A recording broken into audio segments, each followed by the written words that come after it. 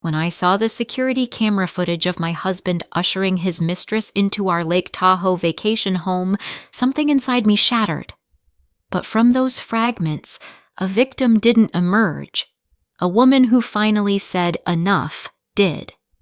My name is Vivian Mitchell, and this is the story of how I turned my husband's betrayal into the costliest mistake of his life. I met Mark a decade ago at a rooftop party in Atlanta during a sweltering Georgia summer.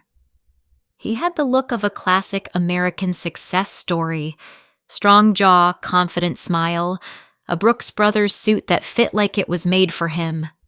When he laughed at my jokes about pretentious wine snobs and asked for my number, I felt like I'd won the lottery. 2 years later, we exchanged vows under a canopy of magnolias at Charleston's most stunning estate. Our life was Instagram perfect. I built my interior design business from the ground up while Mark climbed the ladder at Davidson Construction. We had a Tudor-style home in Buckhead with a pristine lawn, luxury cars for each of us, and our crown jewel, a Lake Tahoe vacation home. That timber-framed house, with its sweeping views of sapphire water and snow-capped peaks, was my sanctuary. I spent weeks handpicking every river stone for the fireplace, sewing linen curtains by hand, turning it into my dream mountain retreat. We bought it 5 years ago with money inherited from my grandmother. She was so proud to help secure our future. "We'll grow old here together," Mark whispered on our first night there as we sat on the deck watching stars reflect on the lake. Just you and me, sipping wine and counting our blessings. Funny how sweet a lie sounds in the moment. The changes crept in quietly. Mark's client dinners stretched later and later. His business trips multiplied. His phone became an extension of his hand, the screen always angled away from me. When I asked about his day, he'd flash a distracted smile and say, "Same old babe. You know how it goes." But I didn't. Not really. Then came the Tuesday that changed everything. Curled up on our leather couch, I was scrolling through our shared email for a restaurant reservation confirmation when I saw it. A receipt for a car rental in Tahoe. My stomach dropped. We hadn't been to the lake house in months, and Mark hadn't mentioned any trips there. The rental was in his name, dated last weekend, when he was supposedly at a conference in Seattle. With trembling fingers, I opened our joint bank account app. The transactions told a sickening story: $200 at La Petite Maison, that romantic French bistro overlooking the lake, $95 at Tahoe Wine Merchants, and the final gut punch, $75 at Alpine Bloom Florist. Mark hadn't bought me flowers since our 3rd anniversary. The room spun. We had a security camera at the cottage's front door, linked to an app on my phone. I rarely checked the footage. Why would I? I trusted my husband. Heart pounding, I opened the video history.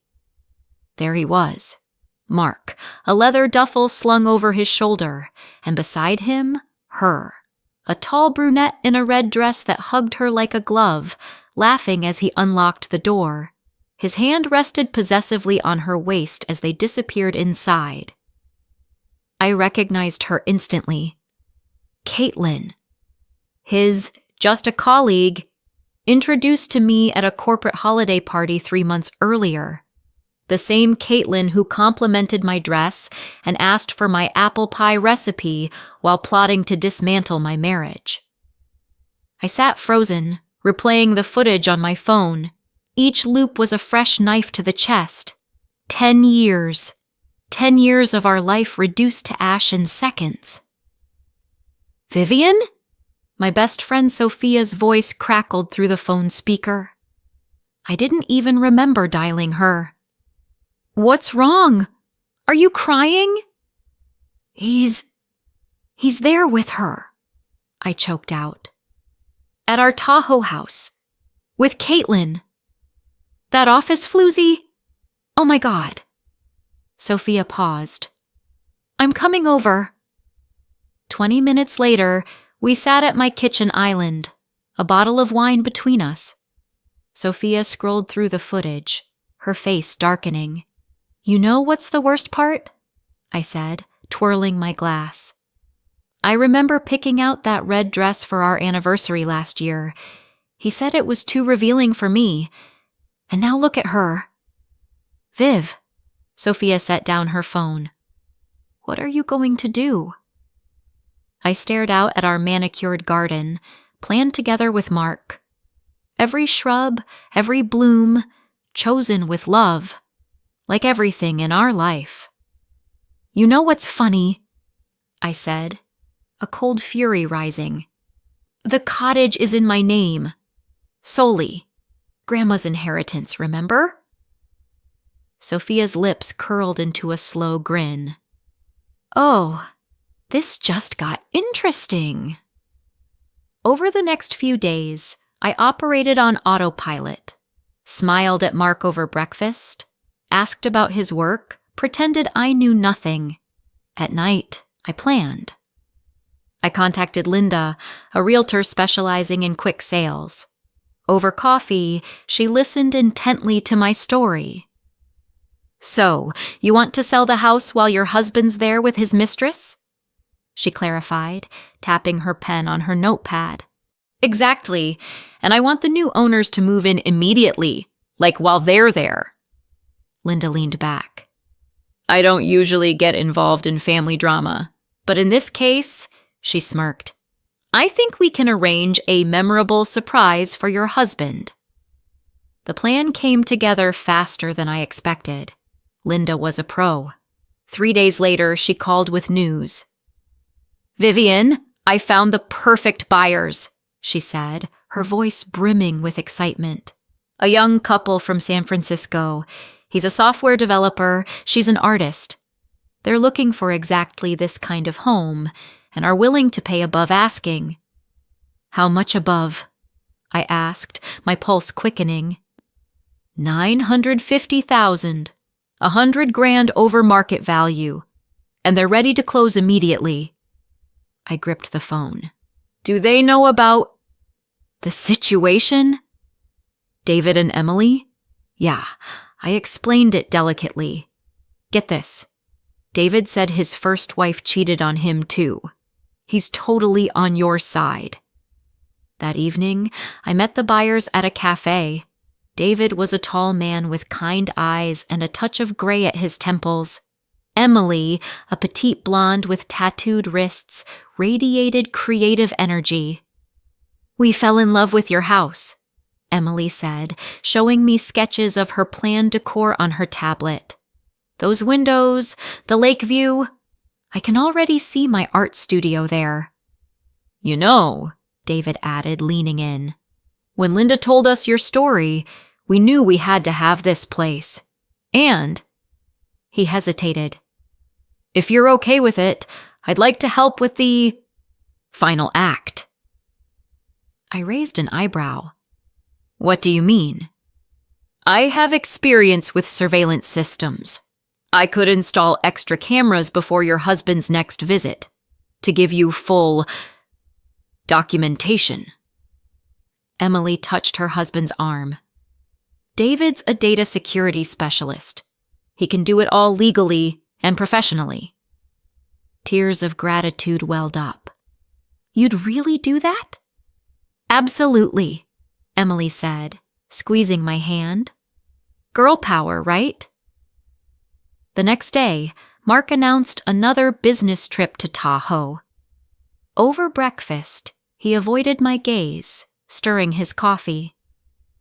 Just the weekend, he said casually. Big client meeting.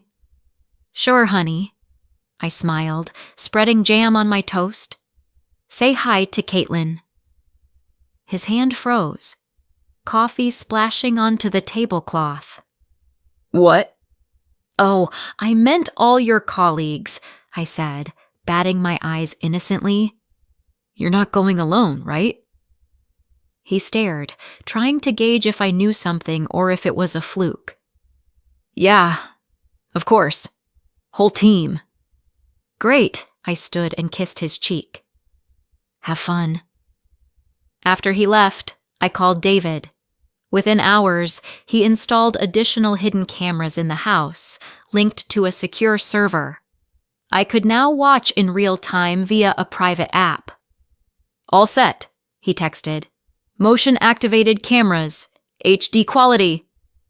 Friday night, I sat in my home office, watching the drama unfold. Mark and Caitlin arrived around 7. She wore that same red dress from the earlier footage. The cool mountain air and a stunning Tahoe sunset greeted them. God, I miss this place, Caitlin purred, wrapping her arms around Mark as he unlocked the door. It's so peaceful. Just you and me, he replied, kissing her neck. No worries, no guilt. I watched them settle into the house I loved. Caitlin tossed her designer purse onto the antique table I'd imported from France. Mark pulled a bottle of expensive wine from the wine rack we'd chosen for our 5th anniversary. Sophia sat beside me, gripping my hand. You sure you're ready to see this? I have to, I said, eyes glued to the screen. I need to see it through. An hour later, David texted, Emily and I are on our way. 30 minutes out. Sheriff's on standby if needed. On screen, Mark and Caitlin lounged by the fireplace. She sat in his lap, sharing a bottle of my favorite Pinot Noir. You know, Caitlin said, toying with his tie. We could make this our place. After the divorce. Mark stiffened. Caitlin, we've talked about this. It's complicated. Complicated? She pulled back. You promised you'd leave her. It's been 6 months. And I will. I just need the right moment. Vivian. She doesn't deserve to be hurt. I snorted at the screen. Sophia shook her head. What a considerate husband. Then came a knock at the door. Mark and Caitlin froze like deer in headlights. Who could that be? Caitlin whispered, jumping off his lap. Mark stood, smoothing his clothes. Probably someone at the wrong house. I'll handle it. He opened the door to find David and Emily, dressed in business attire, holding a folder of documents. Good evening, David said with a professional smile. Mr. Mitchell, we're the new owners of this house. Mark's face went white. What? New owners? Allow me to introduce ourselves, Emily said, handing him a business card. We closed on this property this afternoon. Here's the deed transfer and new alarm codes. This is a mistake. Mark laughed nervously, trying to close the door. This house belongs to me and my wife. Actually, David said, flipping open the folder, the house was solely in your wife's name, Vivian Mitchell, and she legally sold it to us today. Caitlin appeared from the hallway, still clutching a wine glass. Mark, what's going on? Emily gave her a cold once-over. And you must be the reason for the sale. Caitlin paled, spilling wine on my Persian rug. Perfect. Now that's the new owner's problem. Listen, Mark switched to his deal-maker voice. There's got to be a way to fix this. I'm willing to pay more than $950,000, David interrupted. That's what we paid. The deal's done, Mr. Mitchell. And since this is now our property, we need you to vacate immediately. But our things, Caitlin stammered. You have 15 minutes to gather personal belongings, Emily said firmly. After that, the police will be called. They've been notified. Through the cameras, I watched Mark and Caitlin scramble to pack. Caitlin sobbed, struggling with an overstuffed suitcase. How could she? She muttered. How did she know? Shut up, Mark snapped, shoving clothes into a bag. Just shut up. As they left, David stopped Mark. "One more thing. Mrs. Mitchell asked us to mention that all security footage from the past 6 months has been saved, including tonight. She said it might come in handy for her divorce attorney." Mark froze. "Cameras?" "Oh, yes." Emily pointed to a small lens above the door. "Great quality, too, especially at night." My phone buzzed with a text from Mark. "We need to talk." "About what?" I replied. "How you slept with your assistant in the house I bought with Grandma's money, or how you promised her my house after a divorce." "Vivian, I can explain." "Explain it to my lawyer. By the way, he's thrilled with the video quality. Says he hasn't seen such clear evidence of infidelity in years." The next day, Sophia threw me a girls' night to celebrate. We sat on her patio, sipping champagne and watching the sunset. "To freedom," my sister Rachel toasted, "and the most epic revenge I've ever seen." "You know," Sophia said thoughtfully, "the best part is you didn't just get even. You made almost $1 million off his cheating." I smiled, picturing Mark's stunned face. "Grandma always said, when life gives you lemons, make lemonade. I just added a splash of vodka." The weeks that followed were a whirlwind. Mark tried every trick to salvage things. One morning, I found a massive bouquet of roses on my doorstep with a note. "I'm sorry. Let's talk." The irony, I told Sophia, burning the note in the fireplace. Now he remembers flowers. The divorce was less painful than I'd expected, probably because I had ironclad proof of his infidelity. When my lawyer, James Henderson, laid out a folder of photos and bank statements, I watched Mark shrink in his expensive suit. "So," James said, tapping his pen, "shall we discuss terms?" "What terms?" Mark's lawyer snapped. "Mrs. Mitchell sold their shared property without consent." "Technically," James smiled. "The Tahoe house was her sole property, inherited before the marriage. As for shared assets..." He opened another folder. "We have interesting data on how Mr. Mitchell spent family funds on his extramarital activities." 2 weeks later, I sat in a cafe with Mark's mother, Carol, who'd insisted on meeting. "I always knew he took after his father," she said, stirring her tea. "Selfish, weak. He left me when Mark was 5. "I'm sorry," I said sincerely. "Don't be. I built a successful business and raised him alone. Thought he'd be better." She shook her head. "I'm sorry. He did this to you." The funniest part? I gazed out the window. Caitlin dumped him a week after the Tahoe fiasco. Guess it's not so romantic dating a guy living in a motel. Carol laughed. "Karma's a bitch, as they say." Then something unexpected happened. David and Emily invited me to their housewarming. I hesitated, but Sophia insisted. "You need to say goodbye to that place properly." The house was transformed. Emily's artistic touch filled it with vibrant color and life. Her paintings adorned the walls, and my former bedroom was now a bright studio overlooking the lake. "We want you to know," Emily said as we sat on the deck. "You're always welcome here." "Thanks, but..." I shook my head. "I think it's time for me to move on." And I did. With the sale money, I launched my own design studio. My first major project was redesigning a popular downtown Atlanta restaurant, the same one where Mark proposed. One evening, 6 months later, I sat in that revamped restaurant with friends, celebrating the project's success. Sophia raised her glass. "To new beginnings, and to losses that lead to something better." My phone buzzed with a text from David and Emily, a photo of snowy Tahoe with the caption, The house says hi? P.S. You won't believe who we saw at the grocery store. Caitlin, with a stroller and a wedding ring.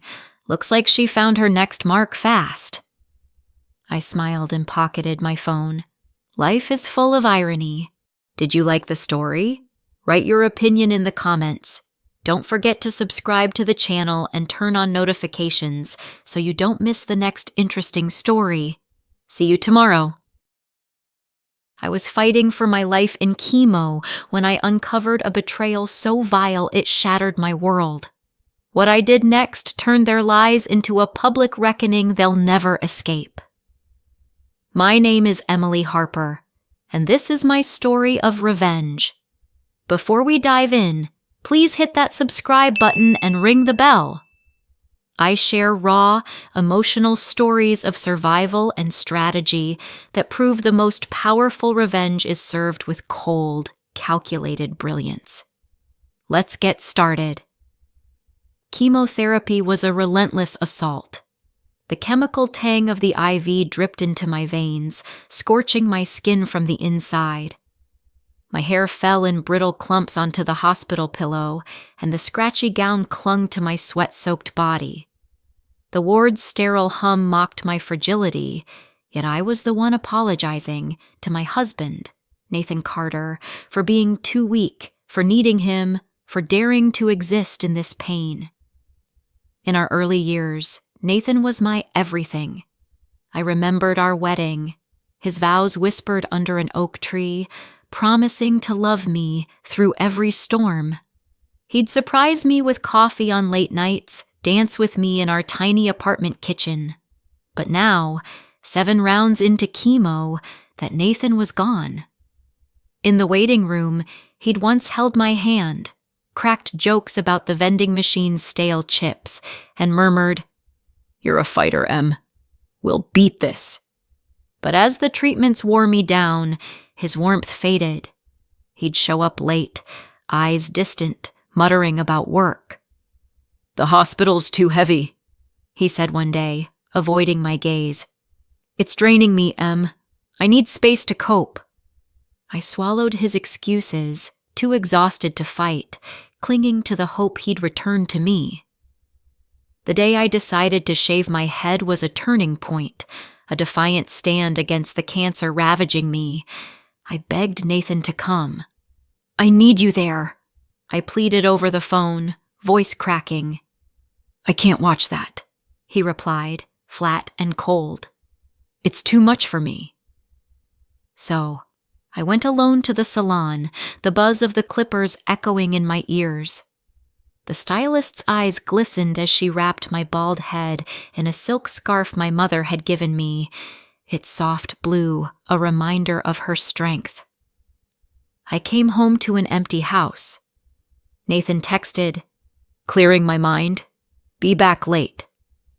That night, I curled up in bed, the scarf damp with tears, my scalp throbbing under the weight of his absence. The doctor urged me to stop working, to shield myself from stress. Nathan seized the idea. "I'll handle everything," he promised, his voice smooth. "Bills, groceries, meds. Just focus on getting better, Em." I trusted him. I had no choice. The joint account became his territory, and I retreated into a haze of nausea and sleep, believing I was safe in his hands. For a while, it felt true, until I noticed a change. Nathan's eyes sparkled with a lightness I hadn't seen in years. He hummed while cooking, bought new cologne, seemed too happy for a man whose wife was dying. It was as if he was living a parallel life, one where my pain didn't exist. Nathan's absences grew bolder. He claimed he was attending a mindfulness course to become a better caregiver. "I need to learn how to support you through this, Em," he said, his sincerity almost convincing. "It's about being present for you." I wanted to believe him. It sounded noble, selfless, but his texts became curt, his calls rare. Chemo sessions stretched into lonely eternities, the chair beside me empty, the IV's cold drip my only companion. One night, I confronted him, my voice frail but firm. "Nathan, where were you today? I waited for you at the hospital." He sighed, rolling his eyes. I told you, the course is intense. I'm doing this for us, okay? Don't make me feel guilty when I'm trying to help." His words stung, twisting my concern into shame. I backed down, too weak to press further, but doubt gnawed at me. Then came his miracle solution. "I hired a mindfulness coach," he announced, beaming. "Her name's Vanessa Reed. She'll take care of you, so you can focus on healing." At first, Vanessa seemed like a godsend, soft-spoken, brewing chamomile tea with honey, arranging my pillows with gentle hands. But something about her grated on me. Her perfume was cloying, like overripe jasmine, and her smile too polished, like she was performing. She knew too much. My test results, my medication schedule, even where I kept my mother's old letters in the nightstand. Nathan started quoting her endlessly. "Vanessa says you need more rest. Vanessa thinks meditation will help." I was the one fighting cancer, but Vanessa was the one invading every corner of my life. One afternoon, Vanessa lingered too long, her eyes scanning my bedroom. "You're so brave, Emily," she said, her voice dripping with pity. "But you need to let go of stress. It's holding you back." I forced a smile, but her words felt like a veiled insult, as if my illness was my fault. When she left, I noticed my mother's pearl earrings missing from the dresser. A chill ran through me. Had she taken them? I couldn't prove it, but the seed of suspicion took root. When Nathan and Vanessa disappeared for a weekend wellness summit in Sedona, my doubts festered. Alone in the chemo ward, I scrolled through Nathan's social media on my phone, desperate for connection. His latest post showed him in a desert sunset, captioned, "Renewing my soul to be stronger for my family." The comments were filled with heart emojis from strangers, but none from me. The post felt like a slap, his joy a stark contrast to my suffering. During a break between drips, I paid for a blood test through our bank app, something Nathan always handled. On a whim, I checked the joint account statement. 3 massive transfers glared back at me. One for $425,000 sent to Vanessa Reed. My heart stopped. The room spun, the IV needle biting into my arm. In that sterile hell, I realized Nathan hadn't just betrayed me. He'd robbed me blind.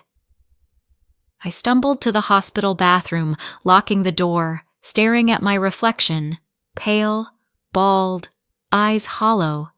I whispered, "How could you?" Tears burned my cheeks, but rage stitched my heart together. The nurses didn't notice my red eyes when I returned. They bustled past as I sat frozen, the phone trembling in my hand. The screen glowed with proof of Nathan's deceit, but I needed more. I wasn't losing my mind. I was waking up. A woman who wakes up in pain is a force no one can stop, and I vowed to make Nathan and Vanessa feel every ounce of my hurt. Nathan stopped pretending soon after. He'd nap for hours, go out to de-stress, and return with bottles of $12,200 wine, like he was celebrating a windfall. Meanwhile, I lay in bed, nausea twisting my stomach, dizziness blurring my vision, fighting to survive. He treated me like a ghost, his eyes sliding past me as if I were already gone. Worse, he was spending my mother's inheritance, my only security, left to me with her dying words. "Emily, this money is your armor. Never let a man take it. She'd built it through years of sacrifice, teaching me resilience in her final months. When I got sick, too weak to manage finances, I trusted Nathan to handle it. Now, his new linen shirts, his carefree laughter, his sudden obsession with wellness influencers. It all made sense. He was funding a new life with my money, betting I wouldn't live to notice. One evening, I confronted him again, my voice shaking with fury. "Nathan, what's going on with the account? I saw huge transfers." He scoffed, leaning against the kitchen counter. You're paranoid. Those were for medical expenses, charity donations, stuff to help you. Why are you checking things when you're supposed to rest?" His tone was patronizing, his eyes cold. "You're making this harder than it needs to be." I froze, his words cutting deeper than the chemo. Was I imagining it? But the numbers didn't lie, and neither did my gut. The next night, Nathan came home from his summit, reeking of sandalwood, a cheap crystal bracelet dangling from his wrist. "It's for your healing energy," he said, smirking. "Vanessa picked it out. She says it'll align your chakras or something." I thanked him, my voice steady, and waited until he showered to open his laptop. My hands shook as I scoured bank statements, emails, and folders labeled New Ventures. There it was. A PDF lease for a luxury condo across town, Lakeview, marble countertops, paid with a $425,000 deposit under Vanessa's name. My money, my life, my future. Stolen. I clicked through his emails, finding a thread with Vanessa. "The place is perfect," she wrote. "Can't wait to start fresh." Nathan replied, "Soon, babe. Just need to wrap things up here."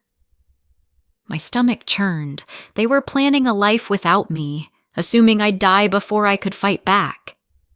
I printed the lease, my hands trembling, and hid it in a drawer. That night, I barely slept, my mind racing with rage and resolve. The next day, I asked my sister Lauren to drive me to the condo's address. I didn't tell her why, just said I needed air. From the car, parked across the street, I watched Nathan emerge laughing, his arm around Vanessa. She wore my father's vintage watch, the one I thought I'd lost, and my mother's pearl earrings gleamed in her lobes. The sight was a knife to my heart, but I didn't cry. I felt a cold, sharp clarity. This wouldn't end with their victory. You okay?" Lauren asked, her voice soft. I nodded, unable to speak.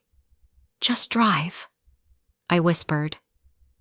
Back home, I sat in the dark, replaying the image of Vanessa's smug smile, Nathan's carefree laugh. My mother's voice echoed in my mind. "Never let them erase you, Emily." I visited her grave that afternoon, the scarf fluttering in the wind. Kneeling by her headstone, I whispered, "I won't let them win, Mom. I promise." Vanessa came over the next morning, her smile saccharine, a daisy tucked in her hair. "You need to stay calm, Emily," she cooed, handing me tea. "Stress is poison for your condition." Her words dripped with false concern, but her eyes betrayed a flicker of disdain. I played the frail patient, nodding weakly, but every gesture felt like a taunt. She fluffed my pillows like she owned my bed, sorted my meds like she was my nurse. When she reached for my nightstand, I snapped, "Don't touch my mother's letters." Her smile faltered, a crack in her facade. "I was just tidying," she said, her voice sharp. "You don't need clutter." The tension hung heavy, but I backed down, biding my time. When she left to buy organic herbs, I opened my laptop and created a folder. Proof. Every receipt, transfer, and email Nathan forgot to delete went in, uploaded to an encrypted cloud drive. I was building a case, and I was dangerous. I contacted Mr. Daniels, the lawyer who managed my mother's estate. In his office, trembling but resolute, I handed him the folder. "Nathan's stealing from me," I said, my voice steady, "and I want him to pay." Daniels's eyes widened as he scanned the documents. "Emily, this is airtight. If we take this to court, he'll lose everything, and more." His words lit a fire in me. Justice, not drama, was my goal. One evening, Vanessa left her phone unlocked on the kitchen counter. Pretending to fetch water, I swiped it open. A chat with Nathan appeared, and the first message gutted me. "She's fading fast. We'll have the estate finalized soon." They spoke of me like a hurdle, discussing my inheritance, a fake $50,000 charity donation Nathan claimed he made, and a final transfer to secure the condo. Vanessa sent a winking emoji, adding, "Can't wait to wear her pearls every day." I snapped a photo, emailed it to myself, and returned to the couch, heart pounding but face calm. The next morning, I called Maria, an old friend who worked in tech security. She installed a hidden camera in my living room, no questions asked. The footage was chilling. Nathan and Vanessa moved through my home like I was invisible.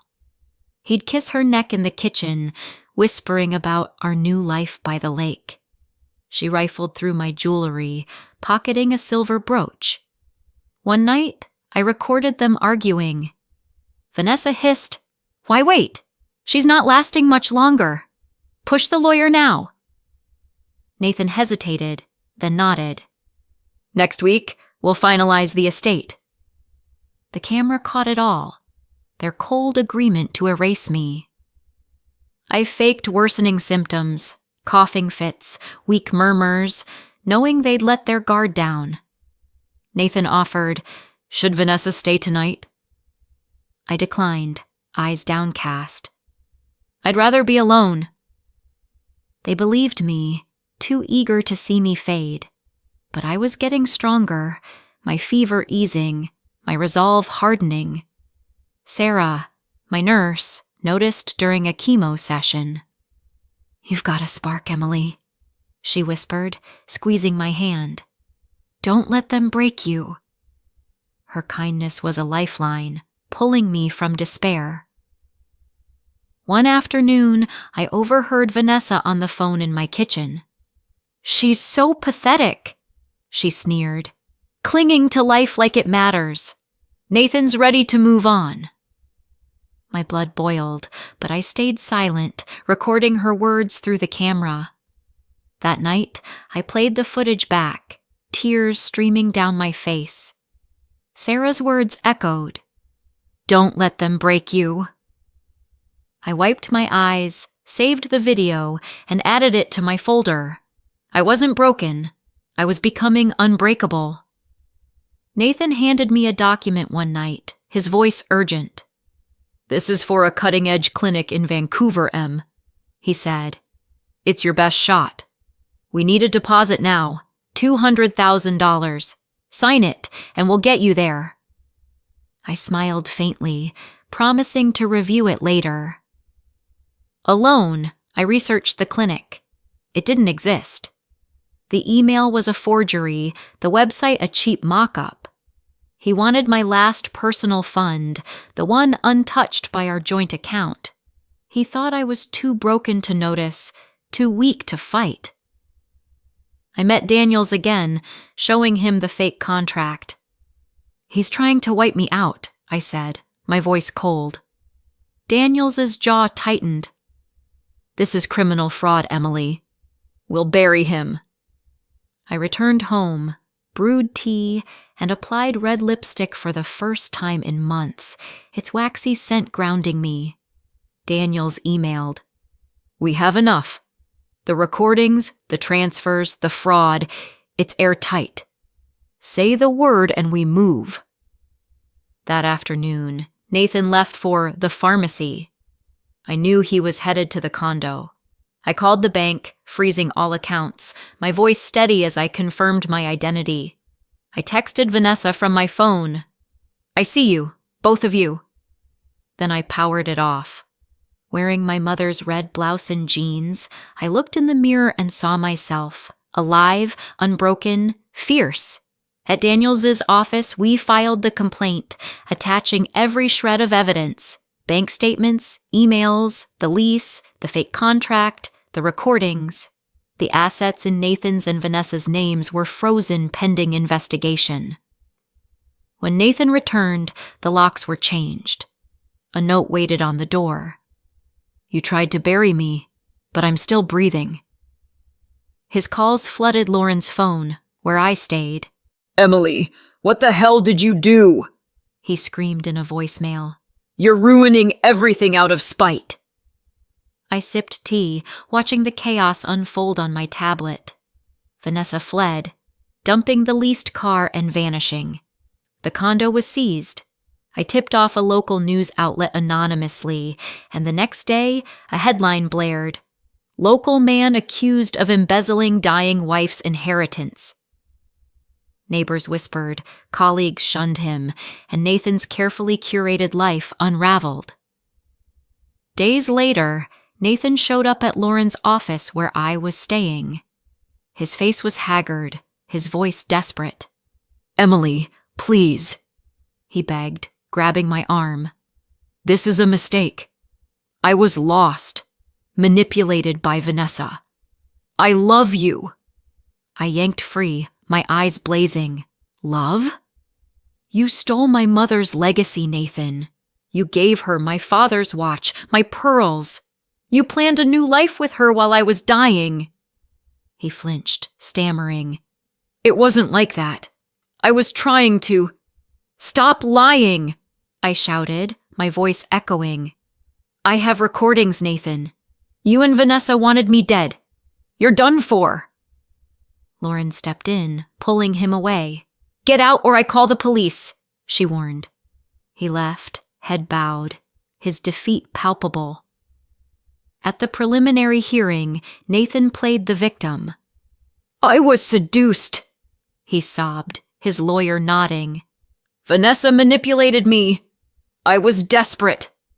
I stood, scarf gone, my regrowing hair a symbol of my strength. Desperate? I said, my voice cutting through the courtroom. You weren't desperate when you bought a $425,000 condo with my money, or when you gave her my father's watch, my mother's pearls. You weren't desperate when you laughed about me fading fast in your texts. The judge's eyes narrowed, the room hushed. Or when you forged a clinic to steal my last fund, the judge added, his tone icy. Daniels whispered, He's finished, Emily. The sentence came weeks later. 4 years in prison, no parole. Full restitution of stolen funds. Vanessa got 2 years for her role. Nathan begged in court, his voice breaking. Emily, please. I'll break in there. Have mercy. I met his gaze, unyielding. You broke me first, Nathan. You thought I'd die quietly. You were wrong. The gavel fell, and justice felt like a deep, clean breath. At my final chemo session, Sarah and the nurses cheered. My tumor was shrinking, my scans promising. You're a warrior, Emily, Sarah said, hugging me. I cut my regrowing hair into a pixie style, got a tattoo of an H for Harper on my wrist, and started walking in the park, the grass cool under my feet. Nathan lives with his mother now, shunned by their community, his name synonymous with shame. I attended a local gala he once headlined, now celebrated as a survivor. Heads turned, not with pity, but with awe. That's Emily Harper, they whispered. She fought cancer and won. Twice. Revenge wasn't Nathan's suffering. It was my joy, my peace, my life reclaimed. My mother always said, "The strongest revenge is living well, Emily." I cook her recipes now, wear her red blouse, and sleep soundly, my scans clean, my heart whole. The scars remain, but they're badges of survival, not defeat. If this story moved you, subscribe and leave a comment for Emily. I read everyone. Share your own stories of strength below. You're tougher than you know, and together we rise. My heart shattered when I saw the empty place at the table during a lavish dinner in Paris. But 30 minutes later, I wiped the smiles off their faces, destroying their perfect world with a single call. My name is Emily Grace Harper. 5 years ago, I was just Emily Grace, the daughter of school teachers from a Boston suburb who built Starlight Events, the top event planning company in Boston, from nothing. I clawed my way up, earning a business school scholarship through sleepless nights and sheer grit. My parents were proud, but their modest home in Medford was worlds away from the Boston elite I'd soon enter. Every grand gala, every flawless corporate party, every high society wedding in Boston bore my signature. I was a master of the impossible, crafting magic with absolute discretion. That's how I met Ethan Westbrook. It all started at a charity gala at the Ritz-Carlton, organized for Boston Children's Hospital. I was checking final details. Cascades of white orchids draped from the ceiling, candles flickered on tables, a string quartet played Chopin. Ethan approached me, tall, with dark hair and a smile that made my heart skip a beat. "So, you're the sorceress who created this masterpiece?" he asked, gesturing to the room glowing under crystal chandeliers. "My mother's looking for an organizer for her next event. Looks like I've found the best one." His voice was warm, with a hint of playful teasing, but his eyes were sincere. We got to talking. He shared stories about his work at the family investment firm, his love for sailing off Cape Cod. I told him how I saved a senator's wedding in 3 days after another planner flopped. He laughed, and his laugh was so infectious that I felt a warmth in my chest. A week later, he invited me to dinner on the rooftop of his Back Bay penthouse. Under the stars, with Boston's lights twinkling below, he took my hand. "Emily, you're unlike anyone I've ever met. You're real." I believed him. Back then, I still believed. That's how I started working with the Westbrooks, Boston royalty whose wealth traced back to banking and real estate. Their money was old, understated, but palpable in every detail, from Ethan's perfectly tailored suits to the effortless grace with which they moved through the world. I became their go-to planner, orchestrating flawless events, anniversaries, charity balls, corporate galas. But soon, Ethan began pursuing me with the same determination he brought to managing the family fund. There were red flags, of course. His mother, Margaret, greeted me with icy disdain when Ethan introduced me as his girlfriend. At a dinner in their Back Bay mansion, she said with a razor-sharp smile, "Self-made success is so charming, Emily. Such an American trait." Her words cut like glass, but I brushed them off because I was falling for Ethan. He seemed different, open, not obsessed with status. When he proposed 11 months later at sunset on Cape Cod, kneeling with a diamond-encrusted ring, I said yes, silencing the inner voice warning me that their world would never accept me. Our wedding was the event of the year. I planned it myself, trusting no one else. The Boston Harbor Hotel's ballroom was adorned with hundreds of candles and live roses. The menu featured oysters, truffles, and Krug champagne. A string orchestra played Bach, and the guests, Boston's elite, whispered about the fairy tale wedding. Margaret meddled in everything. The venue was too modern, the menu too bold, the guest list incomplete without key society figures. I compromised where I could, but held firm on what mattered. Ethan tried to mediate, but he never challenged his mother directly. "She just wants the best," he'd say, kissing my forehead. I believed him. Back then, I still believed. After the wedding, the subtle torment began. The Westbrooks used Starlight events for their functions but undermined my decisions. They changed plans last minute, claimed my ideas as their own. At family dinners, my words were met with polite smiles before being dismissed. My business, built through years of sacrifice, was called a cute hobby. "Emily's so good at these little things," Margaret would say, patting my hand like I was a child. Ethan didn't defend me. "Mom's just like that. Don't take it personally," he'd say, shrugging. But it was personal, and it only got worse.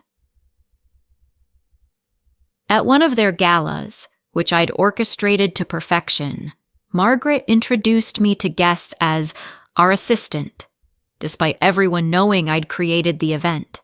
The sting of humiliation burned, but I swallowed it.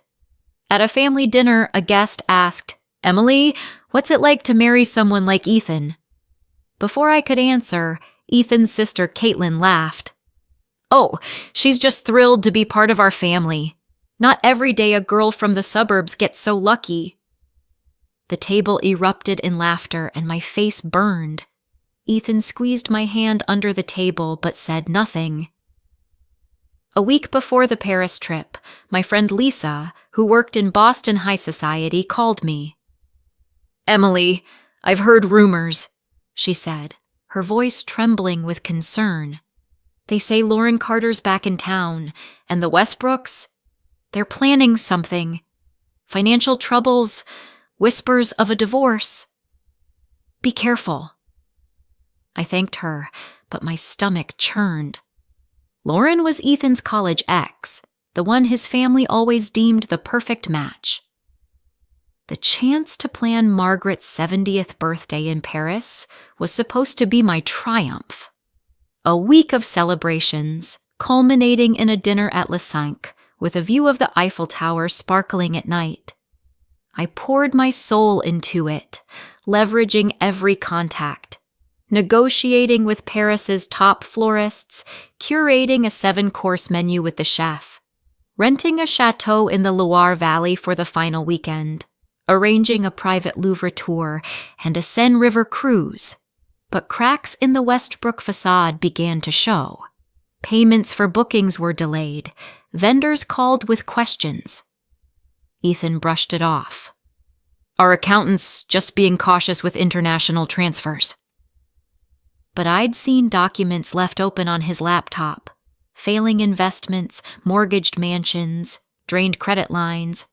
Their empire was crumbling. I kept planning, using Starlight Events' credit line to cover deposits, convincing myself Ethan would explain after the Jubilee. But the morning before our Paris flight, everything changed. Ethan was in the shower when I noticed his briefcase, carelessly tossed on a chair. An envelope slipped out. I never snooped, but something compelled me to pick it up. The letter was from Lauren Carter. "Ethan, I can't wait forever. Tell her about us, our future, our baby. Paris will be the perfect moment." My heart stopped. A baby? I unlocked his phone. Months of texts, plans, promises. Their child was due in 4 months. I screenshotted everything, sent them to myself, and erased my tracks. Then I plastered on a smile and boarded the plane with Ethan and his family, Margaret and William, Caitlin with her husband Grant, Jacob with his wife Sophia, and 2 sets of aunts and uncles. In Paris, standing outside Le Bristol Paris, I watched the Westbrooks step out of the black limousines I'd arranged. Avenue Montaigne gleamed in the morning sun, boutique windows sparkling, the air thick with the scent of fresh croissants. Margaret, in a silk Dior dress and Chanel sunglasses, tossed out, "I asked for hotel cars, Emily. These are too ordinary." I swallowed the insult, as I had countless times. At the hotel, I'd arranged everything. Krug champagne in a private lounge, suites overlooking the Tuileries garden, baskets of truffles, cheeses, and Chateau Margaux bottles. Personalized itineraries for each family member sat on marble side tables. Margaret waved hers away. "We'll manage ourselves. Paris is familiar to us." Ethan was distant, constantly whispering on his phone. "Work," he'd mutter, avoiding my eyes. At the welcome dinner in a cozy Marais brasserie, where antique mirrors lined the walls and candlelight danced in wine glasses, I was seated at the table's edge. Jokes and memories of past family trips to Paris, ones I wasn't part of, flowed freely. When I tried to discuss the week's plans, Caitlin cut me off. "Oh, we decided on a family shopping spree on the Champs-Élysées instead of the Louvre tour." "You'd be bored, Emily. Check on your little flowers for the dinner." The exclusion continued. The next day, I arrived at the Louvre for the private tour I'd organized. Marble halls, Rembrandt paintings, and Greek statues surrounded me. But the guide informed me, "Madame, they asked to start without you. They said you were busy." I stood before the Mona Lisa, feeling invisible. Caitlin tossed over her shoulder, "Oh, Emily, you're here? We thought you were handling your errands." I wandered the galleries alone, my footsteps echoing, the weight of my isolation growing. On the third day, I overheard William and Jacob in the hotel bar. William spoke low, but I caught it. "We sold the Nantucket estate. If the SEC finds out about the offshore accounts, we're done." Jacob replied, "Emily won't suspect a thing. After the dinner, it's over." My hands trembled, but I forced myself to breathe. On the fourth day, I ran into Lauren at a cafe on Rue de Rivoli. She sat at a window table, her hand resting on a barely noticeable bump, a diamond ring glinting on her finger. "Emily, what a surprise," she said with a venomous smile. "Hope you're enjoying Paris. It's your last time with the Westbrooks, right?" I clenched my fists under the table. "Enjoy your coffee, Lauren, and be careful with the promises they make you." She leaned closer, her voice dripping with malice. "Oh, Emily, you're so naive. Ethan always comes back to me. You were just a temporary project." I stood, holding my composure. "Projects end, Lauren." "I don't." That night, I found Ethan's journal hidden in his suitcase. The entries were short but devastating. "Lauren's right. It's time to end it. Mom wants to announce in Paris. Emily can't suspect anything. I loved her, but family comes first. She was never one of us." The words burned, but instead of tears, rage ignited inside me. On the fifth day, I overheard Caitlin and Margaret in the hotel lobby. Caitlin hissed, "She's from the working class, Mom. No pedigree. How could Ethan marry her?" Margaret replied, "It'll be over soon, darling. We've arranged everything." I slipped away, humiliation searing through me. I decided to act. I didn't make a scene but began documenting everything. Bank statements with offshore accounts, emails about asset liquidation, a note from Margaret. "Once Emily's out, Lauren will join the family." I kept planning the Jubilee, hiding my pain behind a professional mask. When the florist reported a delivery glitch, I personally secured peonies from Provence overnight, saving the dinner. My reputation in Paris was impeccable, and I wielded it. The morning of the Jubilee, I overheard Margaret at the concierge desk. 12 seats, not 13. I sent the new seating plan. Emily won't stay for dinner. Family business, you understand. My blood ran cold. The missing seat wasn't a mistake. It was their plan to humiliate me publicly. That evening, I caught Ethan in our suite. He was adjusting his tie, his face tense. Emily, you ready? He asked, avoiding my eyes. I couldn't hold back. Why, Ethan? Why didn't you tell me about Lauren, about the baby? I threw the journal on the table. His face paled. What are you? Don't lie, I shouted. You planned to dump me in front of everyone. Was this your plan from the start? He grabbed my arm. Emily, it's not what you think. I was going to explain after dinner. Explain? You lied to me for years. You and your family wanted to destroy me. It's not just my decision, he snapped. Mom thinks you don't belong. And Lauren, she's always been their choice. You're pathetic, Ethan, I said, yanking my arm free. I gave you everything, and you chose them. He stepped closer, his voice softening. Emily, I loved you, but family, they always win. Not this time, I replied, resolve flooding me. I slipped into a Givenchy gown, deep emerald, accentuating my strength.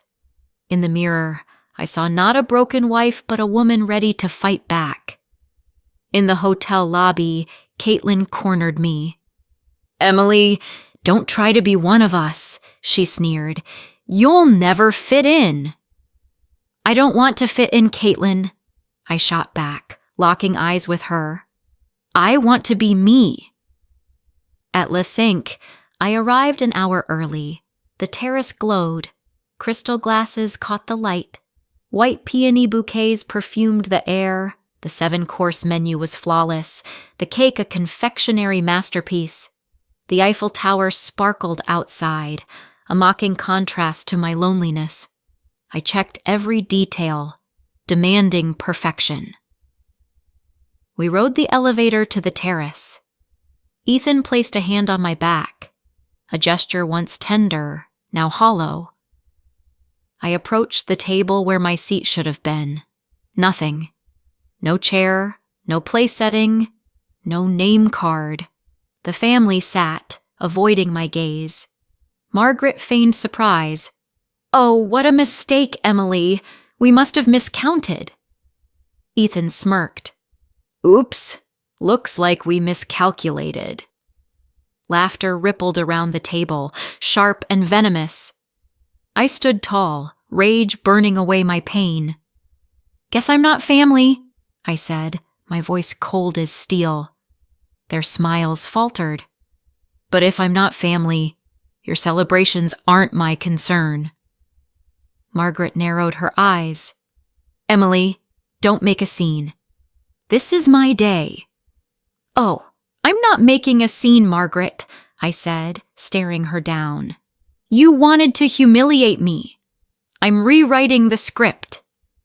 Ethan stood. Emily, enough. We'll fix this. Fix it, I laughed, my voice trembling with fury.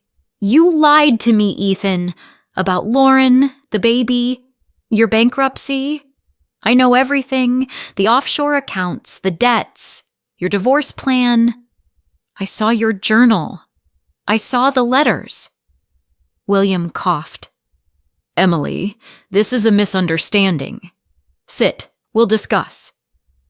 No, William, I'm done with your games. You wanted a show? You've got one. I turned and walked out, denying them the satisfaction of my humiliation. At a cafe across the street, where the air smelled of fresh coffee and croissants, I ordered an espresso and opened my event management app. I had 30 minutes. I emailed vendors. Cancel the Seine cruise, the champagne tasting, the Louvre tour, the Loire Valley Chateau rental. Deposits paid by my company were refunded to my account. Ethan's phone blew up with texts. Emily, where are you? This isn't funny. Come back. I didn't respond.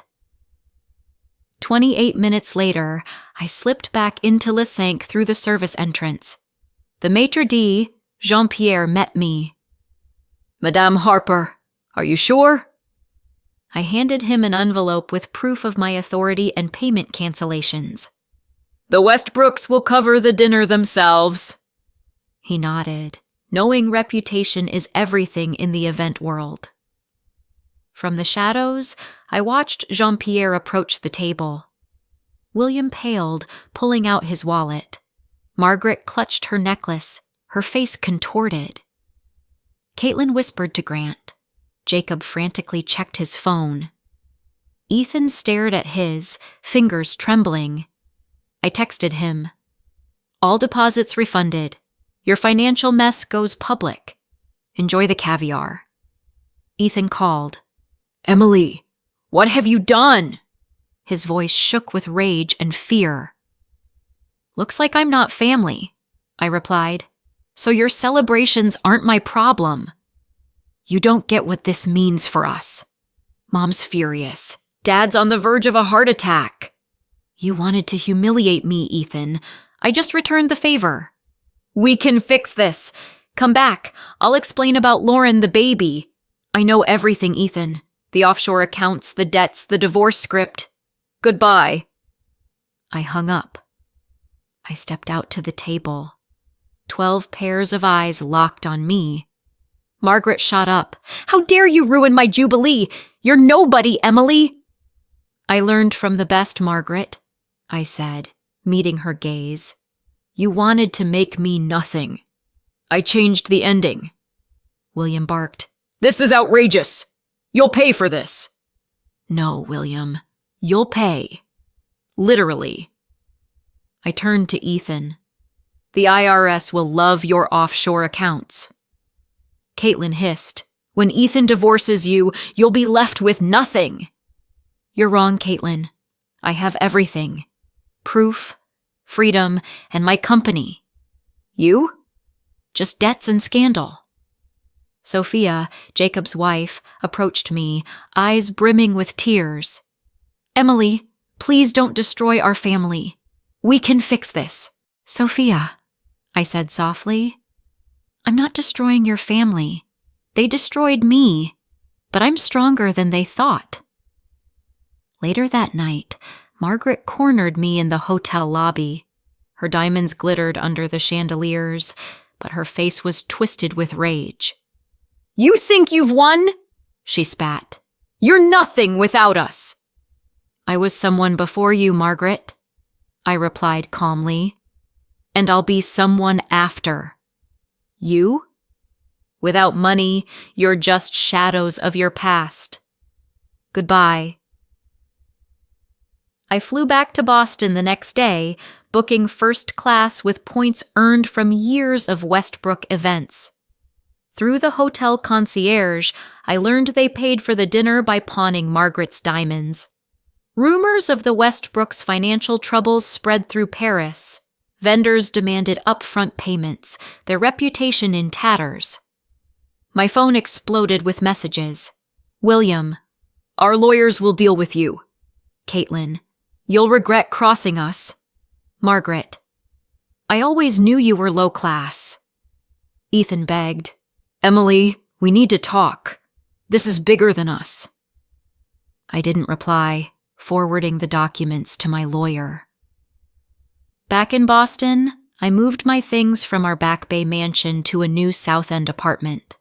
I took only what was mine. Clothes, jewelry, my collection of Jane Austen first editions. The rest I left behind. I wanted nothing tying me to the Westbrooks. A week later, the Boston Herald ran a story. Westbrook Investment Group under investigation. The scandal snowballed. Clients abandoned them. Margaret lost seats on 3 charity boards. Lauren was spotted with a ring, her pregnancy now public knowledge. Ethan showed up at my apartment a week later, looking broken, eyes red, shirt rumpled. Come back, Emily. This has gone too far. This isn't a game, Ethan. It's a divorce. The SEC's auditing Dad's accounts. 2 board members quit. Mom canceled her gala because sponsors bailed. Is this what you wanted? I wanted the truth. You chose lies. I locked eyes with him. When's the baby due? He flinched. How did you... 4 months, right? Congrats, Ethan. I hope you're a better husband to Lauren. Emily, I loved you. His voice broke. But family? They decided for me. You made your choice, Ethan. Now I'm making mine. Get out. He left, pleading for the documents. I wouldn't use them unless they came after me. The divorce was quiet. The Westbrooks, desperate to save face, Aratsanias agreed to my terms. Starlight Events thrived. Clients valued my honesty and skill. A year later, I planned a wedding in the Loire Valley. Standing on a chateau terrace, overlooking castles and vineyards, I raised a glass to the sunset sky. I was happy, not because the Westbrooks fell, but because I found myself.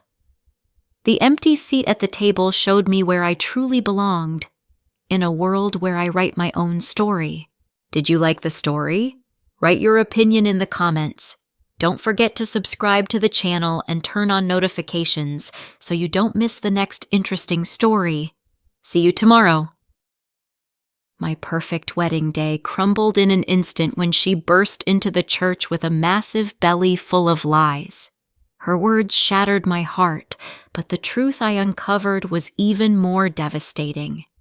And what I discovered changed everything.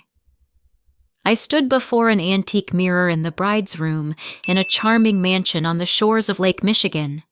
My custom-made dress flowed over my body like liquid silk, accentuating every curve. The long veil, embroidered with tiny pearls, shimmered in the soft candlelight, brushing my shoulders like a cloud. In my hands, I held a bouquet of white peonies and delicate eucalyptus sprigs, tied with an ivory satin ribbon, their scent mingling with my floral perfume. I took a deep breath, trying to steady the tremble in my fingers. Today was my day, the day I'd dreamed of since that evening when Michael proposed. We were standing on a pier by the lake, surrounded by a crimson sunset reflecting on the water like molten gold. His hands shook as he pulled out the ring, a simple band with a small diamond he'd spent 3 months saving for, working overtime. Allison, you're my home. Be my wife, he said, his voice quivering, his eyes shining with such love that I couldn't say anything but yes. I still remembered how he hugged me, how the wind tousled his hair, how he whispered, I'll make you the happiest. Back then, I believed him, unconditionally. I looked at my reflection in the mirror and tried to smile, but the smile came out uncertain, like a shadow. Something inside me tightened, a faint, almost imperceptible premonition, like a cold breeze on a warm June day. I brushed it off, adjusting my veil. Just nerves, Allison, I told myself. Everything will be perfect. Michael and I had planned this day for 6 months, from choosing the venue with its panoramic windows to tasting the vanilla cake he insisted on decorating with fresh flowers. Everything was supposed to be flawless. The door burst open with such force that I flinched, and in rushed Kate, my best friend from college. Her golden curls were disheveled, her cheeks flushed from rushing around, and her turquoise bridesmaid dress was slightly wrinkled. She looked ready to move mountains, her energy filling the room like sunlight. Allison, you're an absolute goddess, she exclaimed, darting toward me to fix my veil. Her fingers moved quickly but carefully, like an artist perfecting a masterpiece. Honestly, this dress is a work of art. I'd marry you myself if Michael wasn't in the picture. Speaking of, he's out there on the verge of a breakdown. He was interrogating the florist to make sure the peonies are white enough. That man would tear the place apart if a single candle goes out. I laughed, feeling her enthusiasm wash away some of my tension like a wave. Kate, are you sure everything's under control? I asked, adjusting my bouquet. I won't survive if the cake falls or the string quartet suddenly plays Shake It Off instead of Bach. Oh, please. Kate rolled her eyes, pulling out a tube of lipstick and touching up her makeup in the mirror. I personally checked every flower, every candle, and even tasted your cake. The vanilla cream is pure heaven, Allison. In 15 minutes, you'll be Mrs. Davis, so relax and enjoy. This is your day. I nodded, but my heart pounded like a drum, echoing in my temples. I glanced at the antique clock on the wall, 2:45 p.m.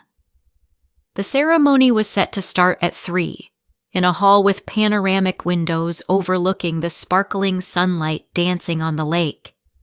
I adjusted my bouquet, feeling the peony petals brush my fingers, and stepped toward the door. Beyond it, I could hear the hum of guests, the clink of champagne glasses, laughter, and a soft murmur of anticipation. My dream was coming true?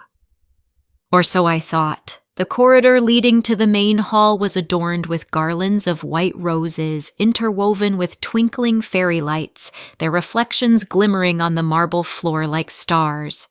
The scent of flowers mingled with the salty breeze from the lake, and for a moment I closed my eyes, soaking it in. My mom, in an elegant blue dress with lace sleeves, stood at the entrance, her eyes glistening with tears. She caught my gaze and pressed a hand to her chest, as if afraid her heart might leap out. Next to her, my dad, in a sharp black suit, stood tall, ready to walk me down the aisle.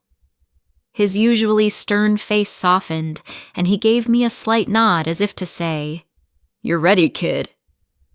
I smiled at them, feeling their love wrap around me like a warm blanket on a chilly evening. But then I noticed movement at the entrance. Guests were parting, their faces a mix of curiosity and unease.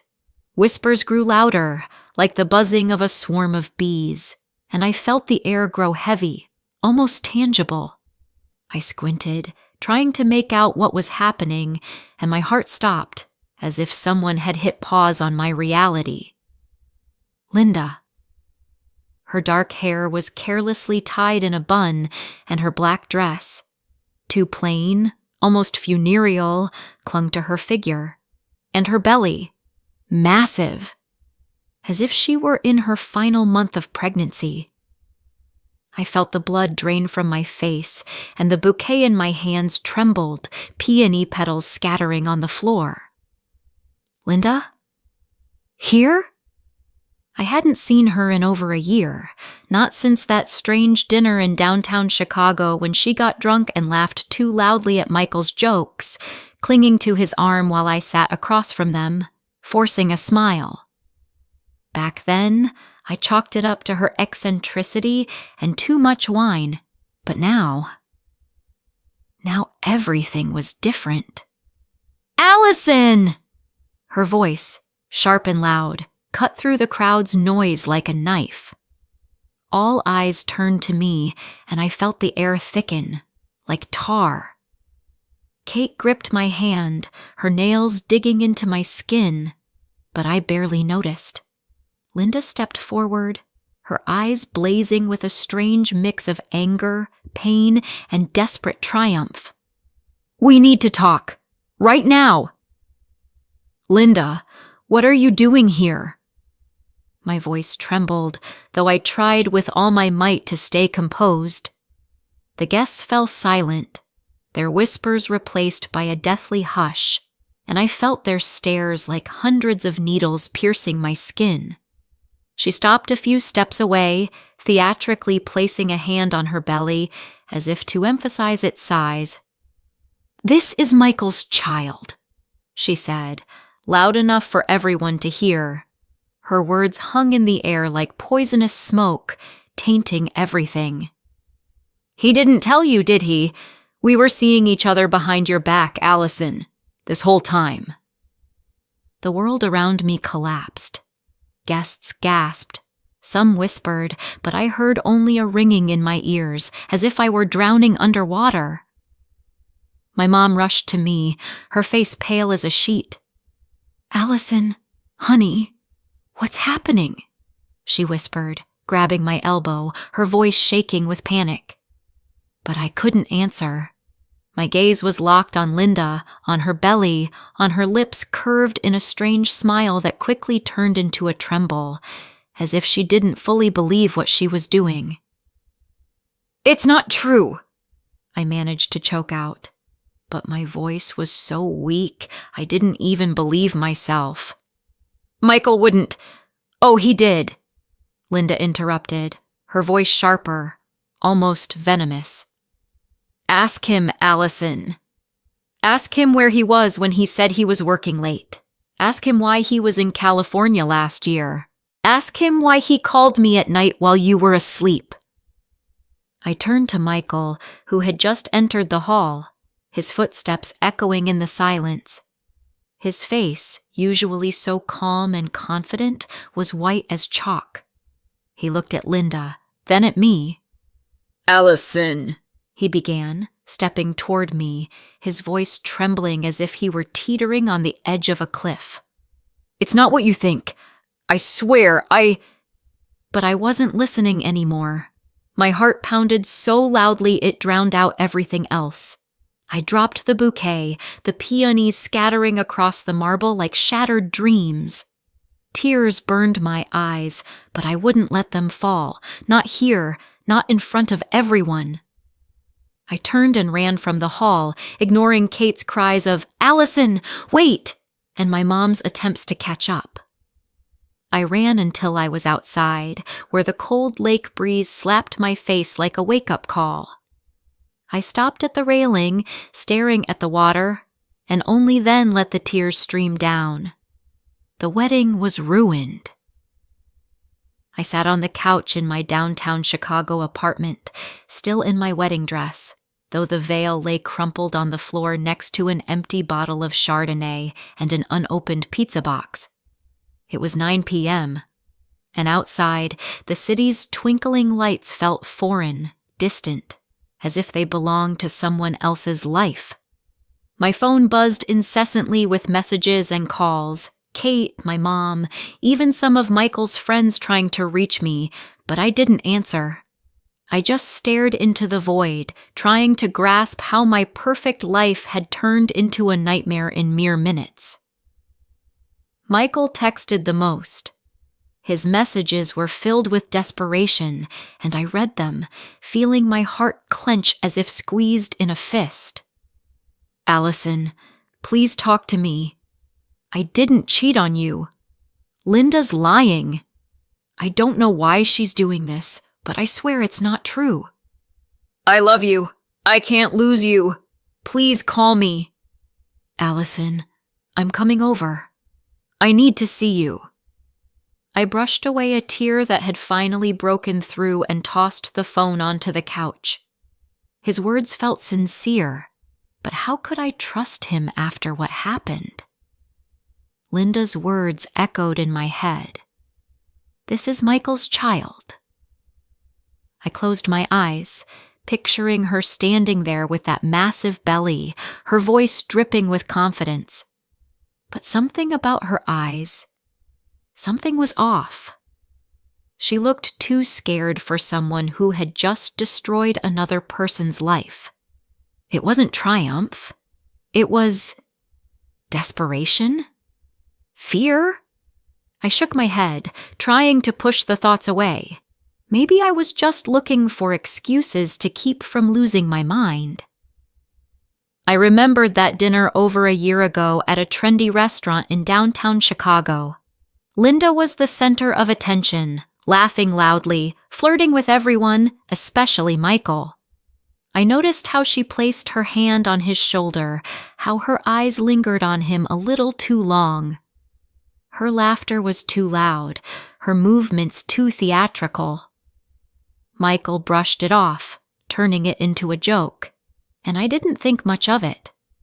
But now, every detail felt like evidence. His late nights at work, when he said he was stuck in a meeting, his trips to California, which he explained as business projects, his phone, sometimes flashing with notifications late at night when he thought I was asleep. I had always trusted him, but now I doubted everything. But something inside me wouldn't let go. Linda. Her eyes? They weren't just angry or triumphant. There was pain, fear, something I couldn't quite grasp in that moment. I stood up, shedding the dress and leaving it in a heap on the floor like discarded skin, and pulled on jeans and a faded t-shirt with the logo of my favorite coffee shop. I needed to move, to think, to act. I couldn't just sit here drowning in tears. I opened my laptop and started searching for Linda on social media. Her Instagram was private, but on Facebook I found old posts. One from a year ago showed her on a beach in Santa Monica, smiling, holding a cocktail in a bright sundress. She wrote, "New life, new start. California, I'm in love with you." But there was another post, older, from that dinner. She was sitting next to Michael, her hand on his shoulder, her smile too wide, almost predatory. I felt a pang of jealousy, but forced myself to focus. I texted Kate. "Do you know anything about Linda? Could she really have been seeing Michael? I need to know." Kate replied within a minute. "Allison, I'm as shocked as you are. I never noticed anything weird between them. Linda was always, well, a bit much. Remember how she got drunk at that dinner and tried to dance with half the guests? She even tried to drag your cousin Tom onto the dance floor, and he hates dancing. But Michael was always yours. I'm sure of it." I remembered that night. Linda was loud, almost theatrical, her laughter ringing like a bell but with something strained about it. Michael looked at me then, his hand finding mine under the table, making me feel like the only one in the room. But pregnancy? That was too much. I texted back, "Kate, I need to find out where she is now. Can you dig up anything?" Kate replied, "I'll try. I know a guy who's friends with Linda, a bartender in Logan Square. I'll let you know if I find anything. But Allison, are you sure you want to dig into this? Maybe you should just talk to Michael?" I didn't respond. Talk to Michael? After he stood there, unable to explain, his face whiter than chalk? No, I wasn't ready, but I was ready to find the truth. The next day, I drove to the cafe where Linda used to work as a waitress before moving to California. It was a small place in downtown Chicago, with wooden tables, the smell of freshly brewed coffee, and old vinyl records on the walls, giving it a bohemian charm. I ordered a latte, the scent of coffee calming my nerves, and asked to speak to the manager, hoping someone from the old staff might know where Linda was now. The manager, a middle-aged woman named Sarah, came out with a smile. Her red hair was tied in a high ponytail, and her apron was stained with coffee spots. "Linda?" "Yeah, she worked here a couple of years ago," Sarah said, wiping her hands on her apron. "Nice girl, always polite with customers, but she had her struggles. She mentioned something about treatment. I think chemotherapy. That was before she left for California." I froze, feeling the blood turn cold in my veins. Chemotherapy? Linda never mentioned being sick. We weren't close friends, but I'd seen her dozens of times at parties and dinners, and she always seemed so alive. "Chemotherapy?" I repeated, trying to hide the tremor in my voice. "Did she say anything else?" "Not much." Sarah shrugged, but her gaze softened, as if recalling something sad. She was private, but I remember her coming to a shift once, crying her eyes out. Said she was scared she'd never be able to have kids. It was tough. She quit soon after and left. Said she wanted a fresh start. My heart clenched. Unable to have kids? Then how could she be pregnant? I thanked Sarah, left her my number, and asked her to call if she heard anything about Linda. My mind was racing. If Linda had been through chemotherapy, it could explain a lot. But why lie? Why stage this whole performance? I remembered her eyes at the wedding, not just angry, but something else. Desperation? Fear? I had to find out. Kate texted me Linda's address that evening. She was renting an apartment in Logan Square, in an old brick building with peeling paint and graffiti on the walls. I sat in my car, staring at her window, where a dim light glowed, and felt my heart pounding like I was about to skydive. What would I say? How would I look her in the eyes? But I had to know. I knocked on the door, each knock echoing in my chest like a drumbeat. Silence. Then footsteps, slow and hesitant, and Linda opened the door. She looked nothing like she did at the wedding. No makeup, dark circles under her eyes, wearing a plain gray t-shirt and sweatpants. Her hair was disheveled, her face pale, almost gray, and her belly, it was flat, no pregnancy. I felt anger and relief clash inside me like two waves in a storm. Allison. Her eyes widened and she stepped back, as if wanting to hide behind the door. Her voice was hoarse, like she hadn't slept in days. "What are you doing here?" "You lied," I said, my voice trembling with rage, but I tried to stay composed. "You're not pregnant. You never were. Were you?" Linda paled even more, her hands shaking as she pressed them to her chest as if shielding herself. "Allison, I can explain," she mumbled, but I cut her off, stepping forward. "Explain." My voice cracked and I felt tears burning my eyes. "You ruined my wedding, Linda.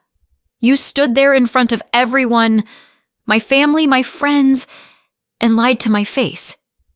You made me think Michael, that he—" I choked, unable to finish. "Why? What did I ever do to you?" She sank onto the couch, covering her face with her hands. Her shoulders shook, and I heard a quiet sob. The room was small, almost bare, with a worn-out couch and a stack of books on the floor. A single candle burned on the table, its vanilla scent mixing with something heavy, like grief.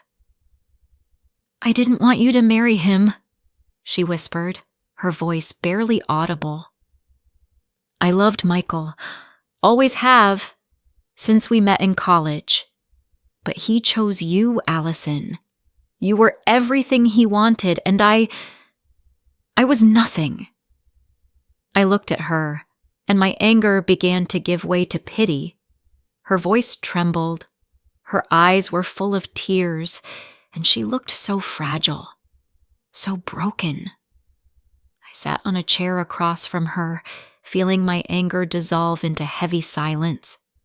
"You're sick, Linda," I said softly, trying to keep myself together.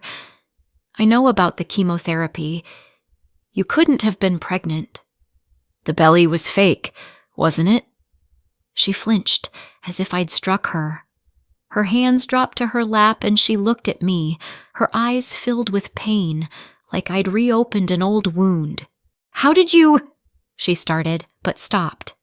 Then she nodded, barely perceptibly, her lips trembling. "Yes, it was a pillow. I found out I had a relapse. The doctors said I have little time left. 6 months, maybe less. I wanted him to remember me. I wanted him to regret choosing you." Tears streamed down my cheeks, but I didn't wipe them away. I hated her for what she did, but at the same time, she was dying. My pain felt so small compared to that. "You ruined my day," I said, my voice shaking but steady. "You made me doubt the person I love. You made me feel betrayed, humiliated. But I don't wish you harm, Linda. I forgive you." She looked up, her face wet with tears, and in her eyes I saw something new, gratitude mixed with pain. "Thank you," she whispered, her voice breaking. "I'm so sorry, Allison. I didn't want it to end like this. I was just so scared I'd leave, and no one would remember I was here." I stood, my legs unsteady. I wanted to leave, but something made me pause at the door. I turned and looked at her, this broken woman whose life was slipping away like sand through her fingers. "Take care of yourself, Linda," I said softly. "And forgive yourself." 3 months later, I learned that Linda had passed away. Kate sent me a link to an obituary in the local paper. I sat at my kitchen table staring at the screen, feeling my chest tighten. Linda was a complicated person, full of pain and mistakes, but she wasn't a villain. She was just a woman afraid of disappearing without a trace. I didn't go to the funeral, not because I was angry, but because I didn't know how to handle the grief. Her actions left a scar on my heart, but I couldn't hate her. I met Michael a week after Linda's death. He came to my apartment with a bouquet of peonies, the same ones from our failed wedding. We sat at my small kitchen table where we used to drink morning coffee and plan our future.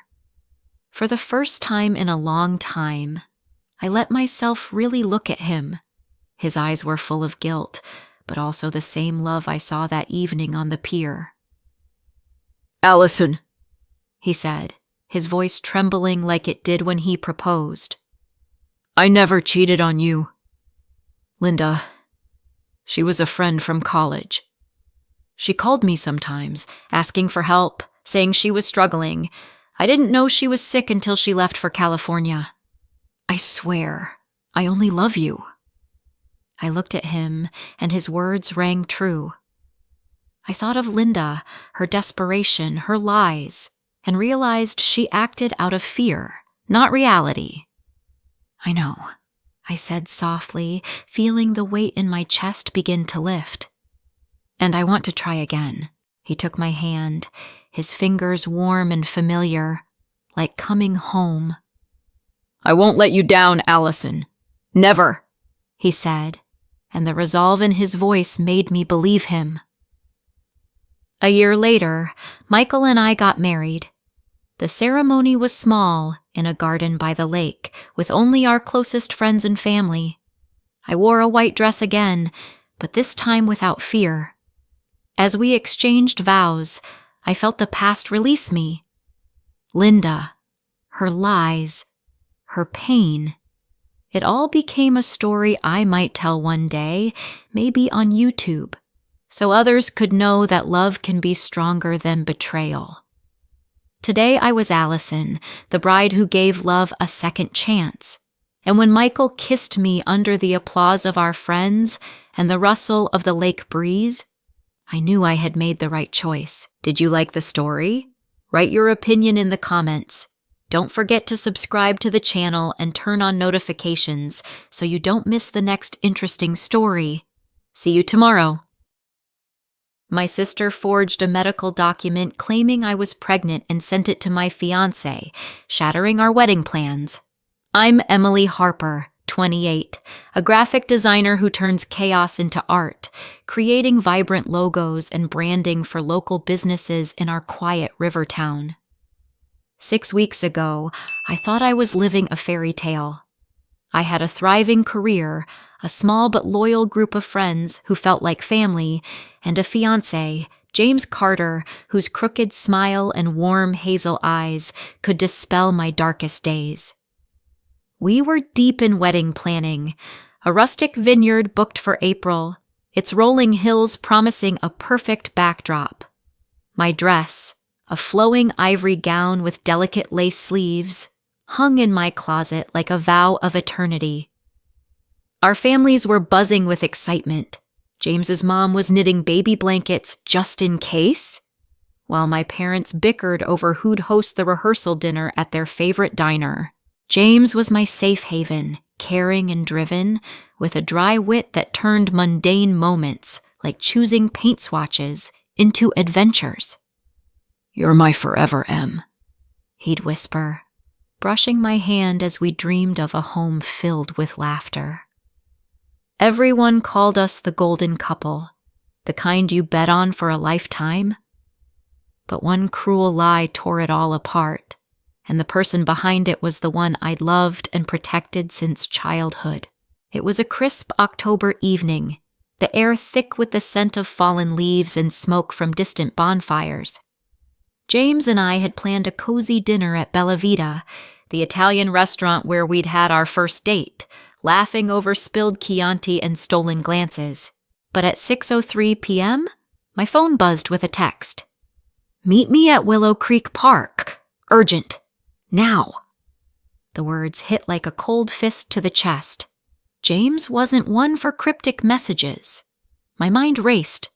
Maybe a romantic surprise. A moonlight picnic to ease our wedding stress.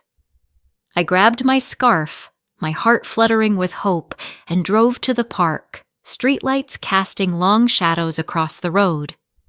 But when I saw him under a flickering street lamp, arms crossed, his face carved from ice, my stomach sank. This wasn't my James. "James, what's wrong?" I asked, my voice trembling as I stepped into the dim light, the wind biting my cheeks through my thin jacket. He didn't meet my eyes. He thrust his phone at me, his voice low and venomous. "Explain this, Emily. Right now." My hands shook as I took the phone. The screen showed a scanned medical document, a pregnancy test result with my name, Emily Harper, in bold, claiming I was 10 weeks pregnant. Attached was a cruel note. "She's hiding this from you. You deserve the truth." My heart stopped. I wasn't pregnant. I'd never seen this document. It was a forgery, a malicious lie crafted to destroy. "James, this isn't true," I gasped, tears burning my eyes. "I swear, I'd never lie to you." His gaze was a blade, slicing through me. "You've been playing me, haven't you?" he roared, his voice echoing through the empty park, startling a flock of birds from the trees. "Acting so perfect, planning our wedding while hiding this? I had to find out from some random email." "No, please listen." I grabbed his sleeve, my voice breaking with desperation. "Someone's setting me up. I don't know who, but it's not me." He yanked his arm free, his face twisted with pain and betrayal. "I trusted you, Emily. I gave you my heart, my future, and this is what I get? Lies?" His voice cracked, and for a moment I saw the hurt beneath his anger. "I thought you were different." He turned, his boots crunching on the gravel path, his silhouette fading into the darkness. I sank to my knees, the cold ground seeping through my jeans, tears streaming down my face as the wind howled around me. My wedding, my love, my future, gone in minutes. Who could hate me this much? The answer, when it came, was a wound deeper than James's rejection. I didn't sleep that night. I curled up on my old leather couch, the glow of my laptop casting ghostly shadows across my tiny apartment, the radiator humming softly. James's words looped in my mind. His anger, his distrust, the way he didn't even pause to hear me out. By morning, My phone was a war zone. The fake pregnancy report had been posted on River City Secrets, a local gossip blog notorious for airing dirty laundry with a sneering caption, "Another fairy tale romance crashes and burns." Coworkers sent awkward texts, unsure if I was the villain. My best friend Sarah called, her voice trembling. "Em, this is everywhere. People are saying awful things online, calling you a liar, a cheat. Who did this?" My Aunt Clara, my rock since childhood, texted, "I know this isn't you, Emily. We'll find the truth." But the shame was suffocating, like a weight crushing my chest. I felt like a ghost in my own life, judged for a lie I didn't tell. Then it hit me. Only a few people had access to the clinic where I'd worked last summer, sorting medical records for extra cash. One of them was my younger sister Chloe, 23, with her wild curls, infectious laugh, and a constant craving for attention that bordered on obsession. Growing up, I'd been her protector. When she flunked her first semester of college, I secretly paid her $12,000 tuition, telling our parents it was a scholarship so she wouldn't feel humiliated. After Dad lost his factory job 2 years ago, I covered the rent, Wi-Fi, her phone, Starbucks gift cards, even her weekly Thai takeout orders. For 18 months, I worked late nights, skipped vacations, and poured my savings into keeping our family afloat. Chloe didn't know. She breezed through the house, blasting pop music, planning her next party, oblivious to my sacrifices. I loved her fiercely. My little sister, the girl I taught to ride a bike in our cul-de-sac, the one I stayed up with after her first breakup, wiping her tears as she sobbed about a boy who didn't deserve her. I saw us as kids, sharing secrets under the covers, her gap-toothed grin as we built sandcastles on the beach. Could she really have done this? Suspicion gnawed at me like a splinter under my skin. When Chloe left for a nightclub the next evening, her laughter echoing down the hall like a taunt, I slipped into her room. It smelled of her vanilla perfume, cluttered with fashion magazines, glittery nail polish, tangled charging cords, and a half-eaten bag of gummy bears. My heart pounded as I opened her desk drawer. Under a pile of vapes and crumpled receipts, I found it. A printed copy of the fake pregnancy report, my name neatly typed at the top. My hands shook so hard the paper crinkled. My own sister. My blood. She'd forged this lie to ruin me. The betrayal was a physical ache, a fire in my chest that stole my breath. I remembered her hugging me the morning after James's confrontation, her arms warm, her voice syrupy. "You're the best sister ever, Em." How could she smile while plunging a knife into my back? I didn't scream or cry. I folded the paper, tucked it back, and made a vow. If Chloe wanted a life without me, I'd give it to her, and she'd feel every inch of it. The next morning, I packed a suitcase, jeans, sweaters, my sketchbooks filled with designs, a faded photo of me and Chloe at a county fair, her tiny hand clutching a cotton candy stick as she grinned up at me. The house was silent, my parents still asleep. I opened my banking app and canceled every payment I'd been making. Chloe's tuition, the rent, utilities, her Netflix, Spotify, even the grocery delivery for Mom. I'd been their invisible lifeline, and they never even said thank you. I drove to a tiny loft across town, its creaky floors and peeling paint a stark contrast to the chaos I'd left behind. A single window overlooked a quiet street, where kids rode scooters under golden streetlights, their laughter a faint echo of simpler times. The loft was bare, with a lumpy mattress and a second-hand desk, but it was mine. For 6 days, no one noticed I was gone. That silence cut deeper than the lie itself. Then the calls flooded in. Mom, her voice shrill. Emily, the power's out! The landlord's threatening to evict us! What's going on? Chloe, whining. My tuition payment bounced, and the college is freaking out. You gotta fix this! The internet company left a voicemail about an overdue bill, and the landlord called about 3 months of unpaid rent, his tone sharp with frustration. I stared at my phone, my heart torn between anger and grief. They didn't miss me.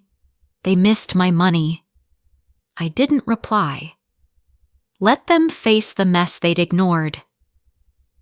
A week later, Chloe texted from a burner number. Emily, please. Everything's falling apart. The dorm's kicking me out, my professors are failing me, and I can't even get Wi-Fi. Call me, I'm begging you. No apology, just desperation. I pictured her smug grin as she printed that report, her fake warmth as she hugged me, her voice dripping with lies. I deleted the text, my hands trembling with rage. But the storm was brewing. Aunt Clara called, her voice soft but heavy with worry. Emily, Chloe's in deep trouble.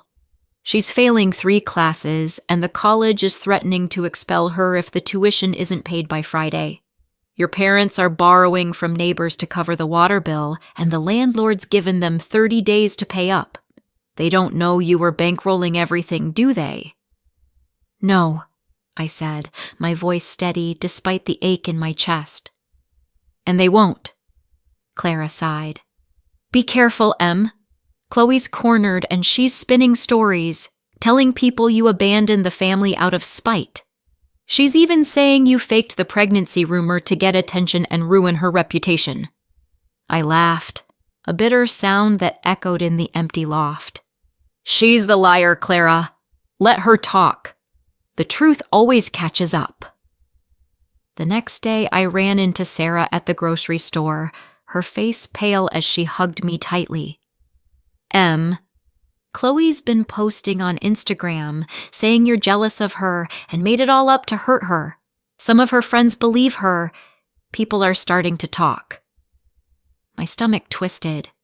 Chloe wasn't just desperate. She was fighting dirty, turning the narrative against me. I thanked Sarah, my mind racing as I drove home. I wasn't their doormat anymore. Then, out of nowhere, James texted, Emily, I was wrong. I need to talk. Can we meet? My heart twisted, part pain, part curiosity.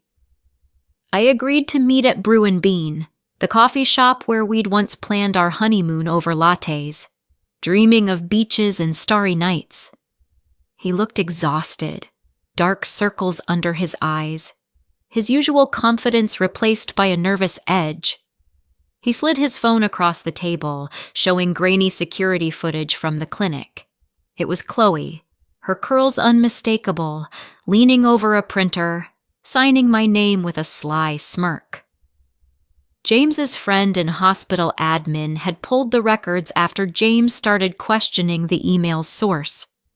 I'm so sorry, Emily, he said, his voice cracking as he leaned forward, hands clasped tightly. I should have trusted you. I was hurt, blindsided, but that's no excuse. I failed you when you needed me most. I clenched my fists, tears burning my eyes. Failed? James, you didn't just fail, you broke me. You walked away without a single question, left me to drown in that lie. Do you know what it's like to have everyone stare at you, judging, whispering? To lose everything, our future, our home, in one night? I know, he whispered, his eyes glistening with unshed tears. I was a coward, Em. I let my pain blind me, and I'll regret it for the rest of my life. But you don't deserve this. If you want to clear your name, I'll stand with you. I'll shout the truth from the rooftops if you ask. I took a shaky breath, my heart torn between pain and resolve. It's too late for us, James. You made your choice in that park. But I'm done hiding. I'm done letting her win. That night, I sat in my loft, the city's glow filtering through my window, casting soft patterns on the bare walls. I'd always avoided drama, hated the spotlight. But Chloe's lie didn't just destroy my engagement. It stole my reputation, my peace, my dignity.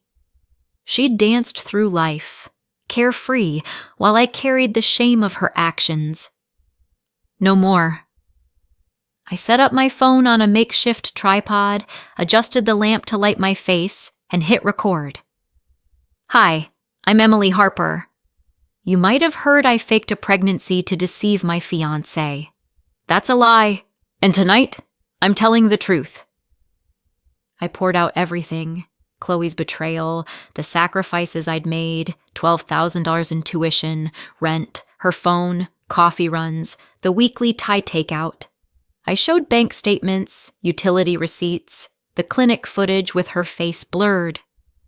I spoke of the sister I'd loved, teaching her to ride a bike, staying up late after her first heartbreak, cheering her at every milestone. And I ended with fire. Sometimes, the people you die for will burn your world down without a second thought. Healing begins when you stop shielding them and choose yourself. I posted the video, expecting a few friends to see it. By morning, it had 700,000 views. Strangers shared it, commented, tagged Chloe's college. Women from across the country messaged me, sharing stories of family betrayal, sisters who stole, parents who lied, friends who schemed. Some recognized Chloe from her party girl reputation. She was always manipulative at school. I saw her at a club last week, acting like nothing happened. I stayed silent, but Chloe didn't. She called 35 times, then sent a voice message, her voice a wild mix of rage and sobs. "Emily, how could you?" she screamed, words slurring with panic. "You put our family's mess online for the world to judge. You're ruining my life. I was trying to save you from James. He's not good enough for you, don't you get it?" I called her back, my voice trembling with years of pent-up anger. "Save me? You forged a lie that destroyed my engagement, my reputation, everything. You hugged me, Chloe, called me the best sister, while stabbing me in the back. Was it jealousy, or just your sick need to be the center of attention?" "I didn't mean for it to go this far," she sobbed, her voice breaking. "I thought you'd see he wasn't right for you. I'm sorry, Em. Please. I'm losing everything. My dorm, my friends, my future. Fix this. I'm begging you." "You broke this, Chloe," I said, my voice cold as ice. "Don't cry now. You made your bed. Sleep in it." I hung up, my heart pounding but my resolve unbreakable. The fallout was explosive. The college emailed, requesting my video, receipts, and the clinic footage. 2 weeks later, they sent a formal notice. Chloe had been expelled for academic dishonesty and violating their code of conduct. She tried to salvage her image with a tearful Instagram live, her makeup streaked with crocodile tears. I made a mistake trying to protect my sister. I never meant to hurt anyone. The comments were merciless. You lied and humiliated her. She paid for your entire life, and you betrayed her. You're the reason people cut off family. Our community, neighbors, family friends, Chloe's old high school teachers, even the barista at her favorite coffee shop saw the truth. At a neighborhood barbecue, I overheard whispers. Chloe was always trouble. Poor Emily carried that family. My parents called, their voices dripping with false warmth. Mom's voicemail infuriated me. "Emily, darling, we miss you. Come home for dinner soon, okay? We're family." Dad left a message, gruff and pleading. "Em, the rent's due. We're in a bind. Help us out, kid." I deleted them both. They didn't miss me. They missed my wallet. Aunt Clara called again, her voice heavy. Chloe's been kicked out of her dorm. Your parents told her to figure it out. They can't afford to help. She's couch surfing, but her friends are done with her drama. She's telling people you framed her, Em, but no one's buying it. I felt a strange calm, not joy or vengeance, but justice. I hadn't screamed or schemed. I'd told the truth and it was enough.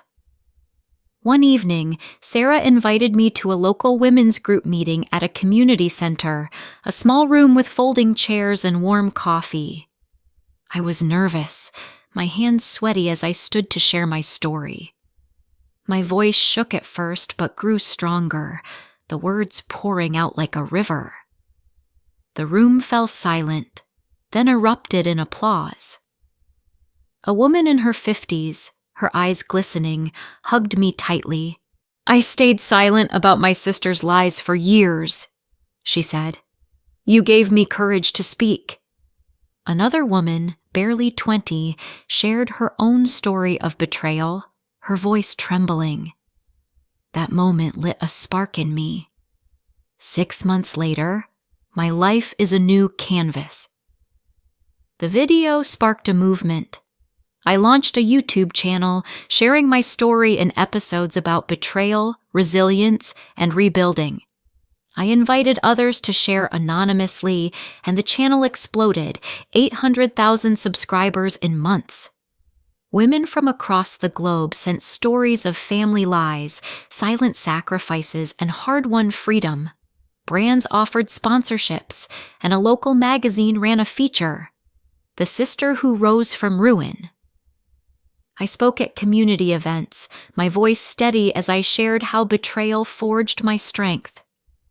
At one event, a teenage girl approached me, tears in her eyes, and said, Your story made me stand up to my family. I'm not invisible anymore. Her words were a gift, a reminder of why I kept going. Chloe. She dropped out, tried a YouTube channel, but no one wanted the villain's story. Last I heard, she was drifting, staying with acquaintances who tired of her quickly, her charm no longer enough to save her. She sent one final text. I'm sorry, Em. I was wrong. I hope you can forgive me someday. I didn't reply. Forgiveness might come, but trust was gone. James sent one final text. Emily, I'll always regret not trusting you. You're a force, stronger than I ever knew. I hope you find someone who sees your light from the start. I didn't reply.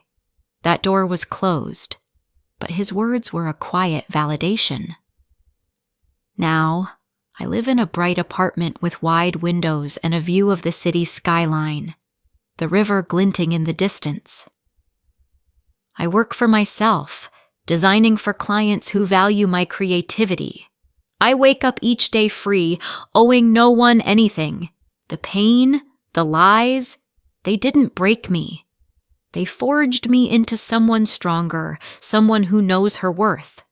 If this story moved you, like, comment, and subscribe to channel. We share real stories of breaking free and starting over. Your support fuels this journey. See you in the next video.